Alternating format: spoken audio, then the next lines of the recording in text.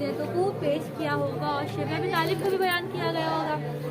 आप देखिए कि जब एक कहीं पर चोट लगती है तो वो जख्म दिखाई देते हैं ना, हम बहुत मिसालों से वाज़े करते हैं बात। चोट दिखाई देती है, तकलीफ महसूस होती है, लेकिन कौन हमें यहाँ पर बताएगा कि रूहानी अज़ियत दिखाई देती है? दिखाई देती है, महसूस कर लेते हैं हम दूसरे की, किसको बुरा लगा, इसको चोट पहुंची। इसी तरह के रसूल को रूहानी अज़ियतें दी जा रही हैं। क्या कहा जा रहा है कि आप अबतर हैं। अबतर के मायने आप सब जानते हैं ना कि बे औलाद। आप बे औलाद है, आप जादूगर हैं, लोगों को वश में कर ले, साहिर है। तो ये क्यों कहा जा रहा है? ये क्यों कहा जा रहा है? क्योंकि हाफिलों ने तो उनकी नस्ल को खत्म किया था, अरब वालों ने उनकी औलादों को खत्म किया था, लेकिन अल्लाह ने क्या कहा है, रसूल आप सब्र किए, मैं आपकी आगोश में किसका जवाब दूंगा? यहाँ पर कहे कि ताने दिए जा रहे हैं, अबतर का जवाब दूंगा। तो किस तरह से जवाब दिया? अगर रसूल, आप जानते ना, रात और दिन कितनी इबादत करते थे और अल्लाह इनसे कहते थे कभी आराम भी किया किए, लेकिन अल्लाह ने इनसे कहा कि आपको 40 दिन रोजे रखना पड़ेंगे। तो इन्हीं ने 40 दिन, इन्हीं ने और उनकी ज़ौजा ने 40 दिन रोजे रखे। और फिर कहाँ गए ये लोग? आप सब जानते हैं, कौन से शहर पे गए थे? सफरे मेराज पे। जब सफरे मेराज पे गए तो इनको क्या आता हुआ था? वाकया है किसी के ज़हन में?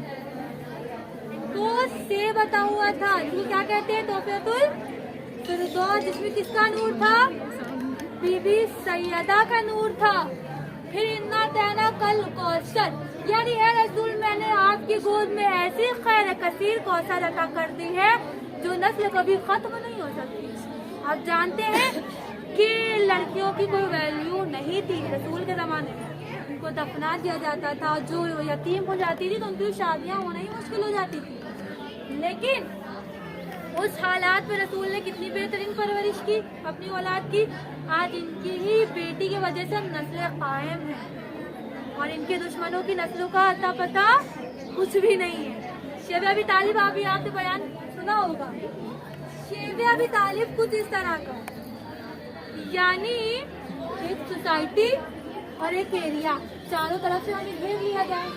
लॉकडाउन का मतलब जानते हैं, कैसे कर्फ्यू लगा था और खाना पीना सब कुछ बंद हो गया था। शब अबी तालिब का बिल्कुल वाकया ऐसा, लेकिन उससे भी सख्त मरहला था कि उनको कोई मतलब ना उनसे कोई बात करे, ना उनको कोई मिले और ना खाना पानी कुछ ना जाए। और मकसद ये था कि शब अबी तालिब में रहकर घुट कर मर जाएंगे, इस्लाम नहीं फैला सकते। लेकिन रसूल ने हार मानी, नहीं मानी इनका, क्योंकि साथ कौन दे रहा है? जनाब अबू तालिब अलैहिस्सलाम, बीबी खदीजा कुबरा, बीबी फातिमा ज़हरा और अमीरुल मोमिनीन अलैहिस्सलाम, ये सब क्या दे रहे? साथ। और जिसके सर पे किसका हाथ हो? अल्लाह का। उसको कोई बुझा सकता है? नहीं बुझा सकता। लेकिन शब अबी तालिब में जो इनके हमराह थे वो शहादत पेश कर गए थे। वो कौन थे? जनाब यासिर और उनकी वालदा, क्या नाम है? जनाब सुमैया अलैहिस्सलाम। आप देखिए रसूल का बड़ा सख्त जुमला था कि सबसे ज्यादा अजियत किसे दी गई है? हमें दी गई है। मतलब आप सब जानते हैं कितने नबी आए हैं और किन नबी ने बद्दुआ के लिए हाथ बुलंद किया है? जानते हैं ना कि एक बिजली चमकी और पूरी कौम तबाह हो गई, जल के राख हो गई। सोम दोम की बुक में वाज़ेह है ये चीज, लेकिन कहीं पर रसूल ने ये बयान किया या बद्दुआ के लिए हाथ बुलंद किए? कहीं पे पढ़ा है आप लोग कि मुसलमानों के लिए बद्दुआ के लिए हाथ बुलंद किए? अहले बैत ने कभी बुलंद नहीं किए। हाँ, और जो उनका साथ दे रहे थे उनको भी क्या किया जा रहा था? परेशान किया जा रहा था कि जब हम परेशान करेंगे तो रसूल कमजोर पड़ जाएंगे और ये लोग भी कमजोर पड़ जाएंगे। लेकिन रसूल कमजोर नहीं पड़े, क्योंकि कौन तसल्ली देने वाली थी? उनकी बेटी।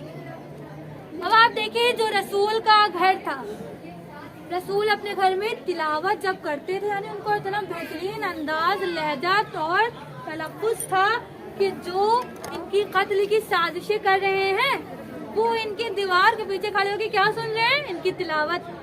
यानी इतना बेहतरीन अंदाज रसूल का, रसूल की तिलावत से खींचे चले आ रहे। और यही इस्लाम कबूल कर लेते तो ईमान ले आते, लेकिन इस्लाम कहाँ कबूल करेगा? शैतान। शैतान है, इन लोग के लिए दोज़ख खुल गया है, लानत। लेकिन उम्मे अबीहा किसे कहा गया आप सब जानते हैं?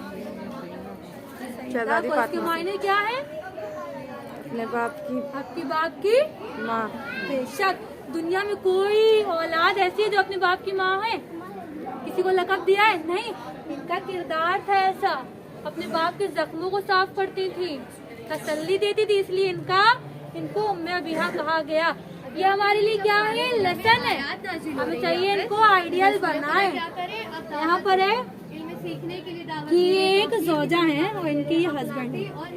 इनके हस्बैंड को जब ये घर में तशरीफ लाए तो गमज़दा होकर, बहुत ज्यादा गमज़दा है और तशरीफ घर में लाए। लेकिन इनकी जोजा का कहना है हर औरत को चाहिए अपने शौहर का इस्तकबाल मुस्कुरा के, क्योंकि ये क्या है इस्लाम में क्या है, मुस्तहब है कि इस्लाम में शौहर का इस्तकबाल मुस्कुरा के करे। ये गमज़दा होकर आ रहे हैं। इनसे पूछा गया कि आप गमज़दा क्यों हैं? तो इन्हीं ने कहा अगर दुनिया के लिए हो तो बेकार है, आखिरत के लिए हो तुम्हारी मुश्किलों में, तुम्हारी सोच में इजाफा हो, क्योंकि हमें क्या बुलंद करनी है? आखिरत बुलंद करनी है या दुनिया? आखिरत। बेशक हमें क्या बुलंद करनी है? आखिरत। अब यहाँ पर से देखें कि एक औरत ही होती है जो अपनी बच्चों की बेहतरीन तरबियत करती है। अब औरतों को चाहिए कि जब वो उनकी वो बढ़ने लगे तो उनको गाइड करे इस्लाम की ओर, हिजाब सिखाए, नमाज सिखाए, वज़ू को स्टेप बाय स्टेप सिखाए तो बेहतरीन तरबियत हो जाएगी। अब देखें कि बिफोर इस्लाम और आफ्टर इस्लाम, जब इस्लाम से पहले लड़की कैसी थी? बापर्दा थी, बापर्दा रहती थी। लेकिन जब उसने इस्लाम को कैच किया, इस्लाम कबूल किया तो क्या हो गई? एक हिजाब में, ठीक है। लेकिन बापर्दा खातून क्या समझ रही है? हम आजाद है। तो कौन बता सकते वो आजाद है? आजादी नहीं है, क्योंकि इसलिए उस पर 4 छींटे पड़ने की गुंजाइश है। वो तब भी कैद में है। बापर्दा रह लो, तुम जिस्मानी आजाद हो लेकिन दुनियावी आजाद नहीं हो। और जो पर्देदार औरत है वो एकदम से पाको पाकीज़ा है, वो आजाद हो सकती है। क्योंकि इसलिए जब जिस गली से पर्देदार औरत गुजरती है तो 4 लोग साइड हो जाते हैं, लेकिन बापर्दगी से नहीं साइड होते। तो इस्लाम में चाहिए हम पर्दा को कबूल करें। और अल्लाह किससे राजी है? किससे राजी होगा? पर्दे से। और शैतान किससे राजी है? बापर्दे से। पैदा हमें किसने किया है?